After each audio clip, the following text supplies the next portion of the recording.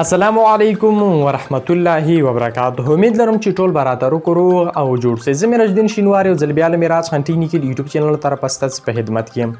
په نن ویډیو کې به انشاءالله زه تاسو ته دغه طریقه دروښیم چې څنګه موږ تاسو کولی شو چې هغه کسانو ته چې موږ تاسو ریکویسټ ورته کړي وي موږ تاسو یا فالوورز کې ورسره پراته وي یا هم زموږ ریکویسټ نه قبلوي نو څنګه کولی شو له هغو کسانو بیرته خپل ریکویسټ واخلو. په نن ویډیو کې انشاءالله مکمل همدا طریقه درښیم، خو د هر څه نه مخکې خورا د نښت وهیله در څخه لرم که چېرې تاسې زما په چینل کې نوي یاستئ او تاسو ورسره هم میراج خان ټیکنیکل یوټیوب چینل نوي سبسکرایب کړئ نو مهرباني وکړئ میراج خان ټیکنیکل یوټیوب چینل در سره لازمي سبسکرایب کړئ او زموږ راتلونکي ویډیوګانې تاسې هم تعقیب کړئ. نو رادرومو ویډیو شروع کوو چې څنګه کولی شو هغه کسان چې موږ ورته ریکویسټ کړی وي یا زموږ ریکویسټ نه وي قبول کړی یا موږ یې په فالوورز کې ورسره پراته یو له هغوی خپل ریکویسټ واخلو. نو دې لپاره به تاسې خپل لایټ فیسبوک را خلاص کړئ. چې کله هم تاسې لایټ فیسبوک خلاص کړو تاسې به لږ صبر ورته وکړئ. چې کله تاسې سره لایټ فیسبوک خلاص شو دلته به تاسې بره فرینډ ته راشئ، دغه فرینډ لیست چې دی دې ته به راشئ، په دې باندې به تاسې کلیک وکړئ.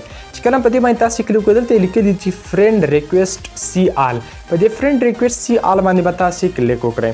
چې کله په دې باندې تاسې کلیک وکړئ بره تاسې ته درې ټکي نشانې ښکاري، په درې ټکو باندې به تاسې کلیک وکړئ. چې کله په دې باندې تاسې کلیک کړئ ویو سینډ ریکویسټ په دې باندې به دا لاین کنج کې تاسې ته ښکاري، په دې باندې به تاسې کلیک وکړئ. چې کله په دې باندې تاسې کلیک ګوره دا کسان چې ما ورته ریکویسټ کړی دی زما ریکویسټ نه دی قبول کړی، مثلا دا 3 غنټې مخکې ما ورته ریکویسټ کړی دی دا تر اوسه نه دي ان شوي او دا همدارنګه دلته ګورئ یوه ډېر مخکې په یوه ورځ کې چې زما ریکویسټ نه دی قبول کړی دا بیا زما ریکویسټ نه قبلوي.